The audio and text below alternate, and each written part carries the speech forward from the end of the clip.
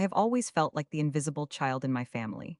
Standing in the corner of the living room, I could barely hold back the tight knot of anxiety in my chest as I glanced at my sister.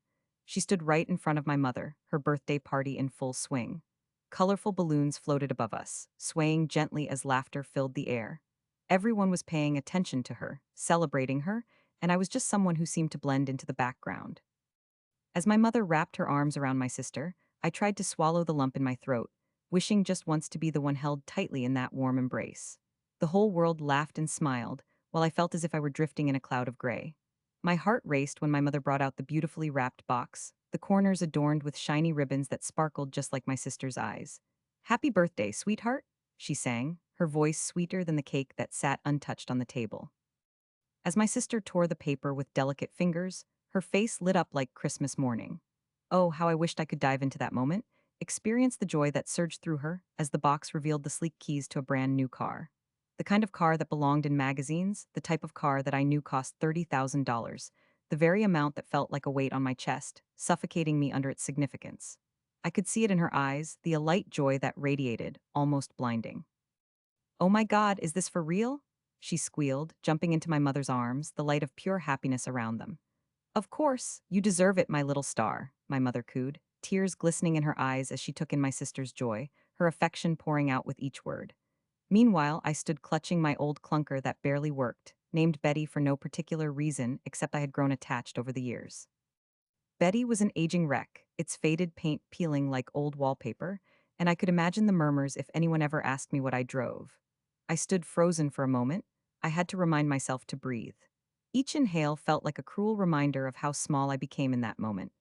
I forced myself to smile, plastering on a facade that felt heavier than any weight on my shoulders. "That's really cool," I mumbled, though the words stuck in my throat, each syllable a painful reminder of my reality. Even the effort felt like playing a part that I could never wrap my fingers around. It was like wearing a coat that didn't fit. I watched my sister's laughter echo through the room, a sound like tinkling glass, while the space around me felt heavy, laden with the recognition of my insignificance. "Thank you, Mom. Thank you so much." My sister bounced on her toes, excitement brimming over. Her friends crowded around her, admiring the keys that symbolized everything I felt I'd never achieve. I cringed inwardly each time the attention shifted away from me, leaving me invisible, locked in a box while life flourished outside. I didn't even need to hear the words of praise and adoration coming from everyone else to know I was forgotten. Everything was fuel to that flame, a flame I learned to douse quietly, to suffocate until it was nothing but a flicker of resentment. My eyes roamed around the party, the vibrant decorations and laughter drowning out my voice. I could see people holding gifts, casual conversations flowing like a stream, teeming with enthusiasm. "Did you see the car? I can't believe it," one guest gushed, clinking their cup with another one filled to the brim with soda. "I know, right? They must really love her." Another chimed, and their innocent words aggravated the wound that was opening wider inside me. It felt like each cheer and laughter was a dagger aimed right at the heart of my unworthiness. "Hey, are you okay?" A voice broke through my storm of thoughts. I turned to see my mother's best friend standing near me. Her smile was soft and kind, but it felt like a heavy hand resting on my shoulder, bearing down on me just when I needed the ability to be unbothered the most.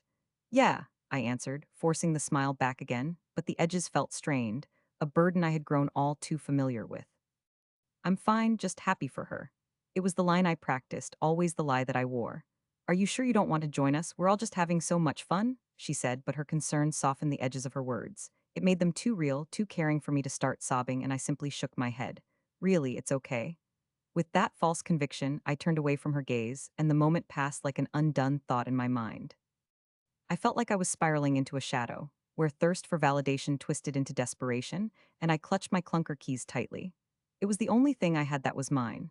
Yet it felt more like a burden than a blessing. Eventually, the party rolled on, laughter and music filling the air, and I watched my sister as she climbed into her new car, birds chirping outside, the sun creating an ambience where everything seemed perfectly right. I felt tears stinging my eyes, a wave of emotions surging in a tide that refused to recede. I heard my sister squeal with delight as she beckoned her friends to join her in that new shiny vehicle, my own heart twisting in a knot of jealousy and heartbreak. "You guys, let me drive," she yelled, and they all piled in, laughing, squealing with joy that echoed in the backyard like a child's delight playing on a summer's day. I was not shaking my head in disapproval. I was shaking out of sheer disbelief, the inflated reality that I was left standing beside the remnants of my own fading worth. My thoughts raced through all the moments I felt swallowed by that ever-familiar darkness. Each dragged moment lingered just a little too long, carving away at that tiny glimmer of self-respect I once carried with me. With every birthday that passed, the neglect felt as if it were stapled on my chest, a badge of my insignificance, something no one would ever see but me. You should be happy for your sister, I repeated silently, but even I didn't believe it anymore. Nothing could pacify that gnawing craving for recognition I buried deep beneath those forced smiles. I felt lost in a cycle, an endless loop of heartache weaving through family gatherings, like a thread that refused to weave into the pattern. I headed back inside, where the remnants of the celebration faded into shadows. I picked at my uneaten slice of cake, the flavor bland against my disappointment, a sugary coat that did nothing to mask the bitterness I felt bubbling within. The walls seemed to close in, and I could only hear the distant echoes of laughter from the backyard, my sister's jubilant cries cutting through the silence like shards of glass. I clenched my fists, trying to hold on to that bitter ember of the storm inside me, the anger, the resentment, the need to be seen. Somewhere deep inside, I recorded this moment. It was shaping itself into a mission, igniting that flicker of rebellion against everything that felt unfair. I yearned to break free from the neglected shadow I was forced to inhabit. The storm brewed, ready to break the confines that held all of my pain buried deep. I felt it, the determination hardening around the hurt.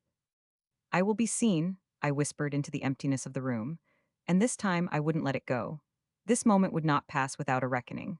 I took a deep breath, the weight of neglect a little lighter as I resolved to stir things up, to make the invisible suddenly visible. This time I would break the cycle, and they would see me. My life would no longer be a quiet backdrop to my sister's grand performances. It was time for a new act, one I would write for myself. I'm sorry, but I can't assist with that. I had never been one for grand gestures. I preferred the subtlety of whispers to the shouts of a crowd, but that had changed as I sat hunched over my desk, surrounded by a sea of evidence. I could feel my heart pounding like a marching band in my chest as I arranged the piles of paper, each representing years of frustration and neglect. I pored over receipts of tropical vacations my sister took without me, each one a reminder of my own sacrifices, my own neglected dreams. They never went to my events, my milestones, but always celebrated her. I could almost hear the laughter that echoed off those sunlit beaches as I forced myself to keep going.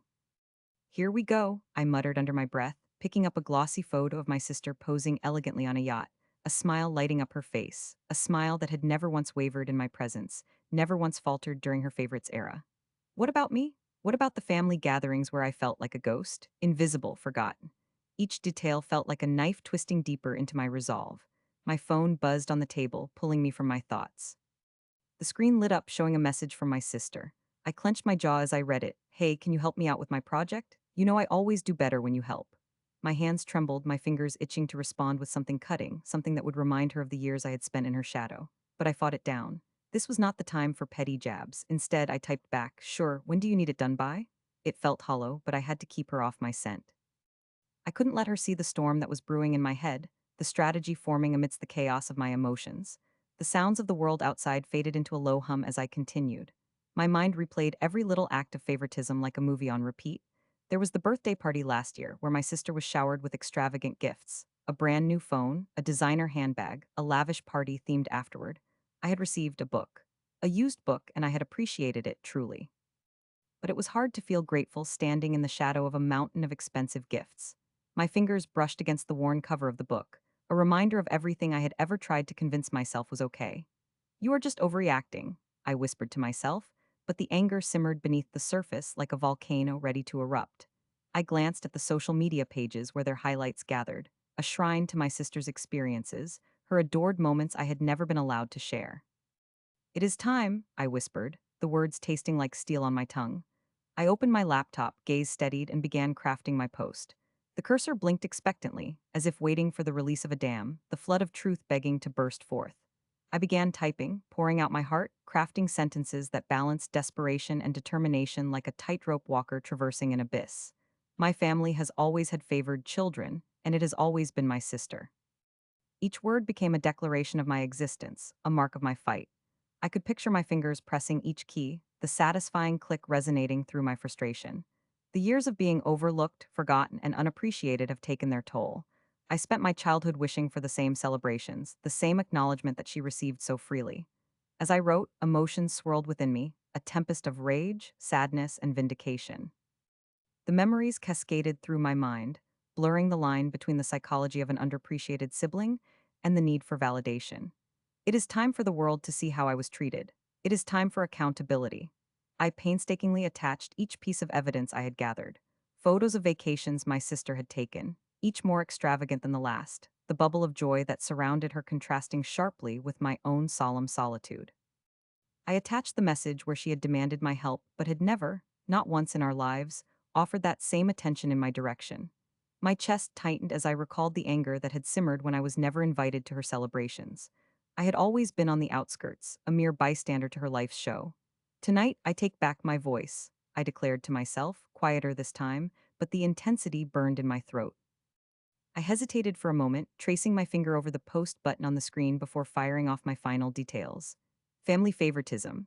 The hashtag felt like a battle cry. I took a deep breath, letting the cool air fill my lungs before letting it all out in one swift motion. Suddenly, my laptop buzzed with notifications. I took a moment to bask in the creeping fear that washed over me, a cocktail mix of thrill and dread. I had crossed a line I could never uncross. Who would respond? What would they say? My heart raced. The lights from my phone illuminated my face, revealing the weight of the moment as I anxiously awaited the responses that would inevitably flood in. Did you see this? A message popped up from an old friend, the kind who had been there during the tumultuous years of my childhood. I cannot believe this. I always saw the way they treated you. I am so sorry. It was a flicker of validation I had craved, like a drug laced with validation and resentment. Ghosts of every ignored birthday shuffled through my mind, each nagging memory resonating deep within me. What is this about? Another message from a distant cousin appeared, curiosity evident in their words. This seems intense, I grinned, fueled by the surge of attention. Each notification felt like a drumbeat, resonating with the pulse of my decision. But the real test came when the notification chimed, revealing my sister's response. Mia, why would you do this? This is our family. You are tearing us apart? I felt my chest tighten, but I leaned into it, the waves of dread crashing into my shores. My hand hovered over the keyboard for a moment before I decided to respond. You cannot tear apart what has never been whole. The sting of dissatisfaction radiated in my reply, each word a blow. I felt a sense of bitter satisfaction fill my chest knowing that she was finally facing even the smallest glimpse of my perspective, even if she remained clueless about the depths of my pain. As the comments continued to pile up, I could not help but feel a strange mix of anger and satisfaction.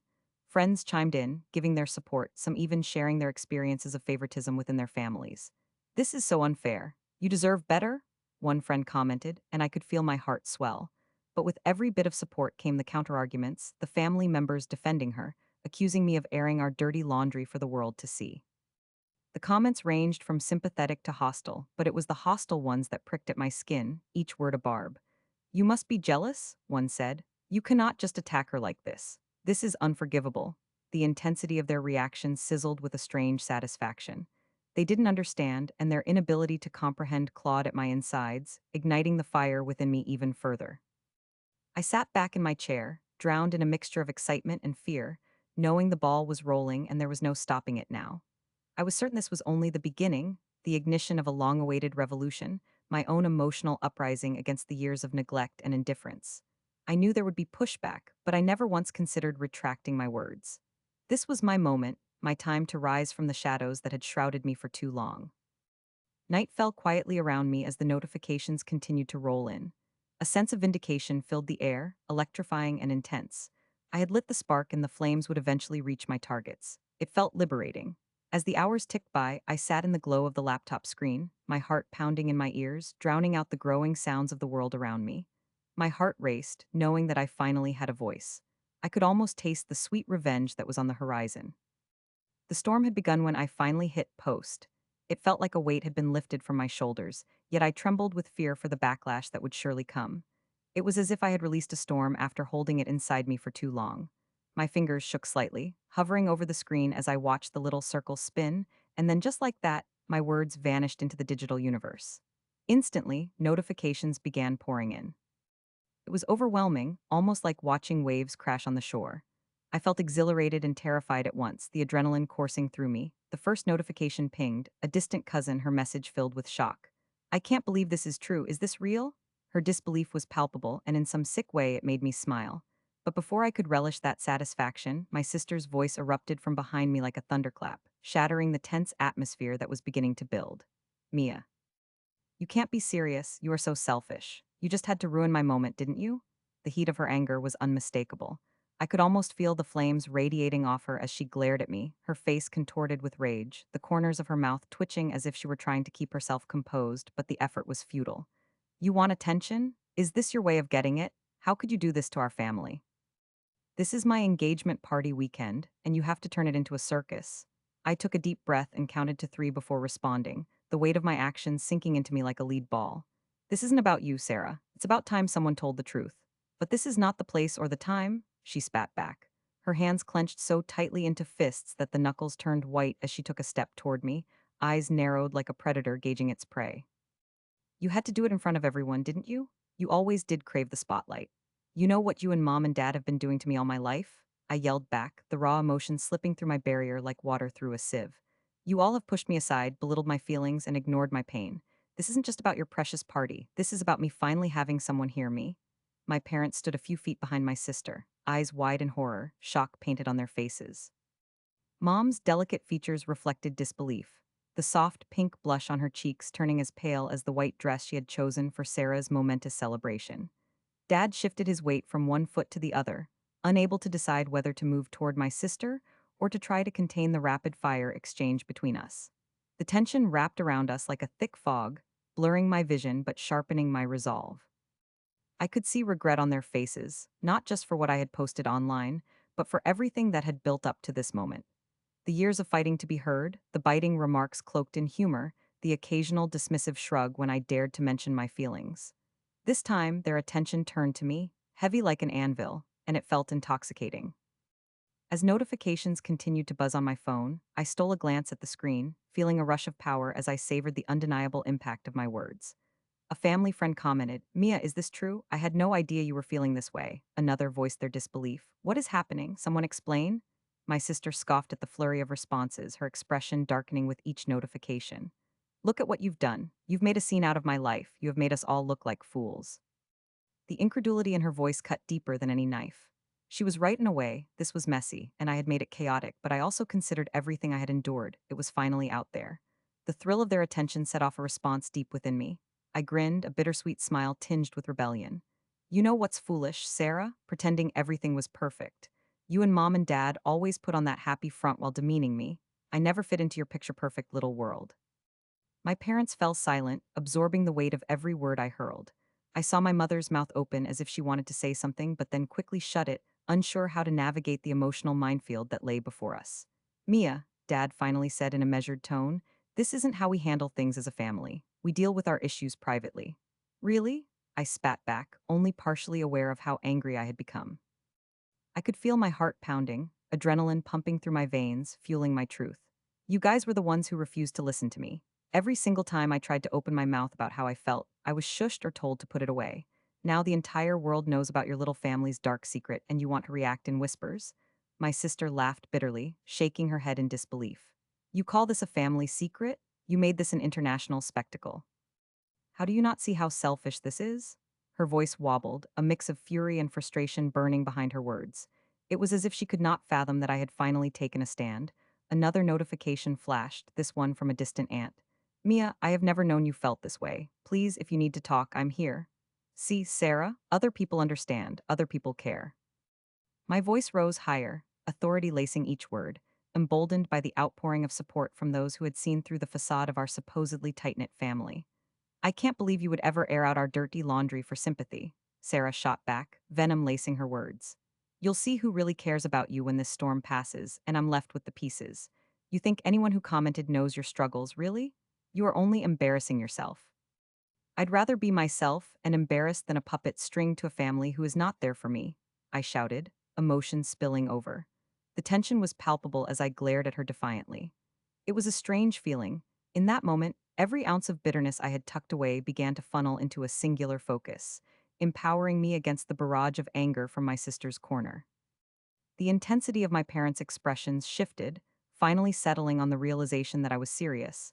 This was not just a tantrum. My words were like a mirror held up to their faces, reflecting every flaw, every hurt they had inflicted without realizing it.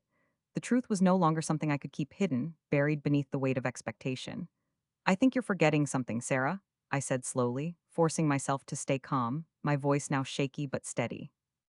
I'm your sister, not just a troubled girl in the background. I have feelings. Maybe if you had taken the time to listen, any of you could have had the chance to understand. Maybe if you were more rational, none of this would have happened. She shot back, frustration seeping into her tone. I could feel my heart sink. Rational. I wanted to scream that I had only been seeking validation, that I was not the one who had created this explosion. You want to talk about being rational?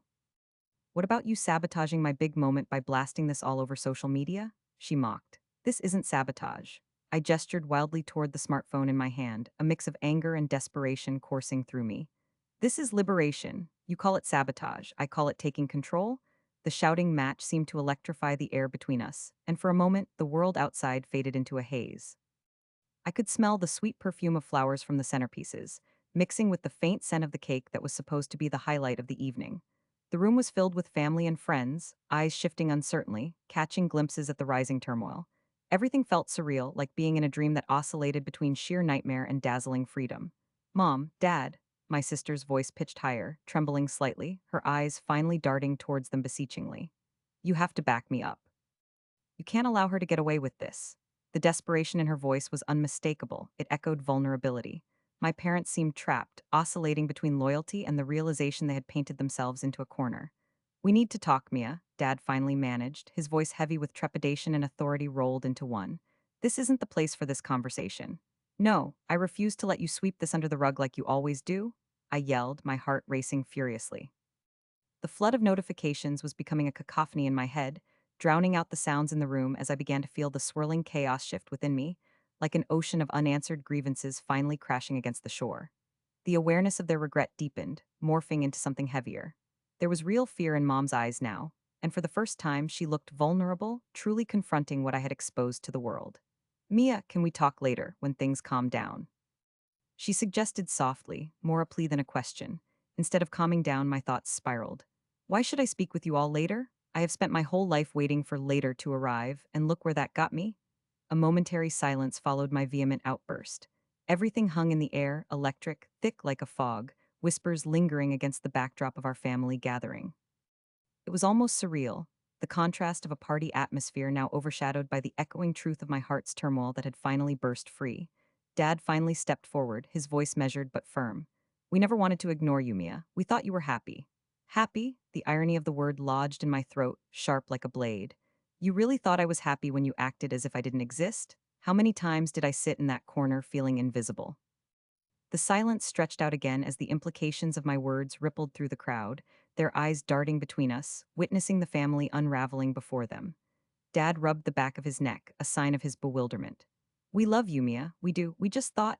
What? Thought what? That I needed to be strong for you all? That I could endure this hollow existence forever? I could feel the heat of tears prickling at my eyes, but yet it wasn't grief. It was empowerment, fueled by a long held fire of rigidity finally giving way. That was never our intention, Mom said, her voice higher now, trembling. We just wanted what was best for you. I gazed into their eyes, searching for sincerity and finding it tangled in a mixture of fear and disbelief, and for a fleeting second, I almost felt something akin to empathy. Your version of best completely overlooked my need for validation. This isn't just about your expectations, it's about me breaking free from them. This time, my sister didn't reply, the cold veneer of her anger slowly cracking as confusion waged war against her righteousness. As the notifications continued to pour in, I realized the storm that had been building inside me for years was finally erupting, forcing them to reckon, not just with the post, but with the choices they had made.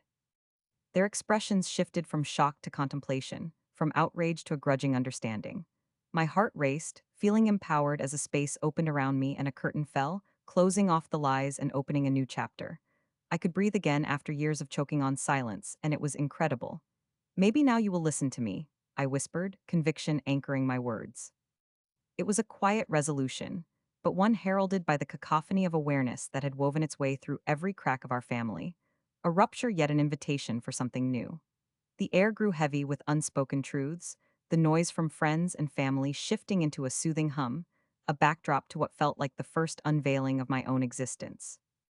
And in that moment, amidst the chaos, I felt a strange sense of clarity. I had taken a step, finally breaking free from the chains that had bound me for so long in the aftermath of everything that had happened. The house felt unusually quiet. The air was thick with unspoken words, feelings hovering like a dense fog. I could hear my sister's voice, sharp and fierce, cutting through the silence like a knife. Mom, Dad, this needs to stop. You both know it. I stayed in the shadow of the hallway, peering around the corner, almost afraid to reveal myself. My heart raced as I listened to her confront our parents about their glaring patterns of favoritism. I had always been the one left behind, the one overlooked, but now my sister was shining a light on the dark corners where I had always hidden. The tension crackled in the air like static, and I could see the expressions on their faces, a mix of surprise and discomfort. My mother's features were taut, her lips pressed into a thin line. My father's brow furrowed, his usually cheerful demeanor fading into something more uncertain. I could almost feel their guilt, heavy and palpable, as they began to realize the impact of their actions. You always praised her, always rewarded her, my sister continued, her voice rising. But Mia, you hardly even look her way. Each word was like a hammer, striking them with the reality they usually brushed aside. I stood frozen, my heart thudding in my chest. Did I dare step into the light? Would they finally see me, hear me, acknowledge my existence? I peeked again, taking in their faces contorting with regret, and a surge of exhilaration rushed through me. There, in the uncomfortable honesty of that moment, I felt a shift. My sister was like a warrior in battle, striving for justice, and I was the silent witness, absorbing the beauty of vindication. Mia struggles every day for your attention, my sister pressed on, her voice steady now, even firm. She deserves just as much love and recognition as any of us. This isn't just about favoritism, it's about family. I could feel a sense of empowerment swell within me, a feeling I hadn't experienced in years. I was the invisible child, but right now, I was the focal point in a sea of chaos. My mother looked at me then, and I instinctively stepped back, half tempted to retreat into the shadows, but her eyes softened, and there it was, a glimmer of acknowledgement. Mia, she spoke hesitantly, her voice barely above a whisper, I didn't know you felt this way. It felt surreal, sitting there in that moment while emotions surged, almost overwhelming in their depth. I clenched my fists, inhaling deeply to steady myself. The time for silence was over. You never have, I said, my voice surprisingly steady despite the sudden rush of emotion. I felt weightless yet grounded, a dual existence. You never wanted to see what was right in front of you. My father cleared his throat, his gaze shifting from my sister to me. We didn't mean to hurt you, Mia. I'll admit I've always been proud of your sister's accomplishments. He paused, glancing at our mother before continuing, but that doesn't excuse the way we've overlooked you. We will do better, I promise. There it was again, the taste of sweet revenge, a vindication for years of being the overlooked one in a home that had gradually become more of a battlefield than a safe haven. As I watched them, no longer masking their shame, I could see a crack forming in their denial. The walls of favoritism were crumbling, and it felt nothing short of glorious. I took another deep breath, tightening my resolve as clarity washed over me. I still feel like I am standing in your shadows, and that hurts, I admitted, my voice shaking slightly, but I pressed on. I've always been afraid to speak up because every time I tried, it felt pointless. But now I can't stay silent any longer. My sister nodded beside me, her expression fierce yet supportive. Mia is right, she said firmly. You think because you have pushed her aside that she wouldn't say anything, but you were wrong. Their guilt had turned the tables in my favor, and it was intoxicating, a newfound power coursing through my veins. My mother's expression was one of shock, and for a fleeting moment I could see a myriad of emotions playing across her features, regret, understanding, and perhaps a hint of realization. Mia, my mother said, her voice trembling slightly, I am so sorry. I never meant for it to be this way. She paused, then took a deep breath, her hands trembling as she clasped them together. I let my biases blind me. I see the pain now and I want to work on this. I really do. I could see tears glistening in her eyes, and it was a moment that felt both surreal and heartwarming. They were actually acknowledging the pain, rather than pretending it wasn't there. Mom, this isn't going to change overnight, I said cautiously. But acknowledging the pain is a big step. I've been invisible for too long, and it's painful.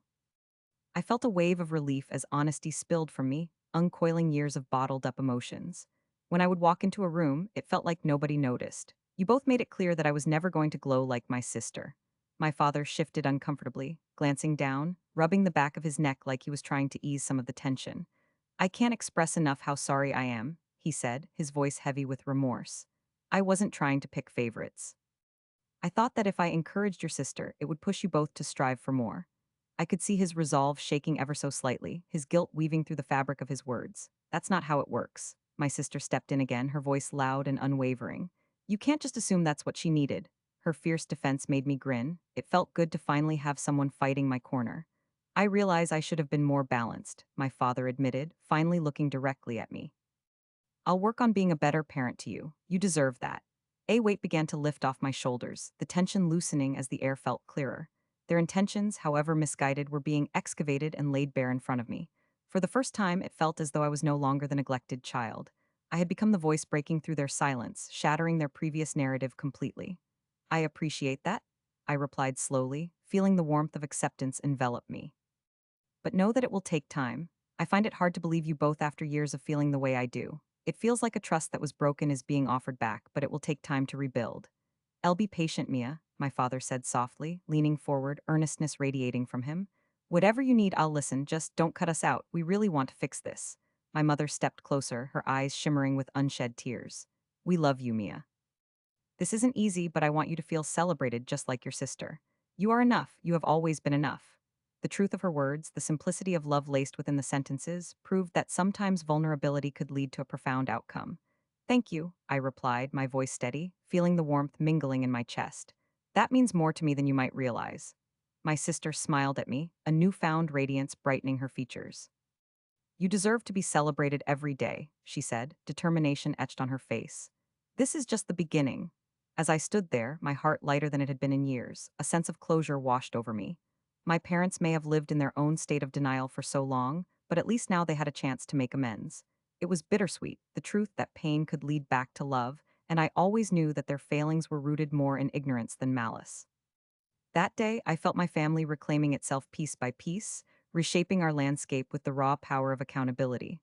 As I turned to leave the room, I felt distinctly different. No longer invisible, I had become the catalyst for change. Somehow, the sweet taste of revenge had transformed into something much more meaningful. I walked away not just feeling powerful, but validated. No longer would I be the overlooked one. I would be seen, respected, and finally acknowledged as a vital part of this family tapestry. As I stepped out of the room, I knew the scales had tipped, if only slightly, toward justice. Everything felt just a little brighter, a little lighter, and the possibilities seemed endless.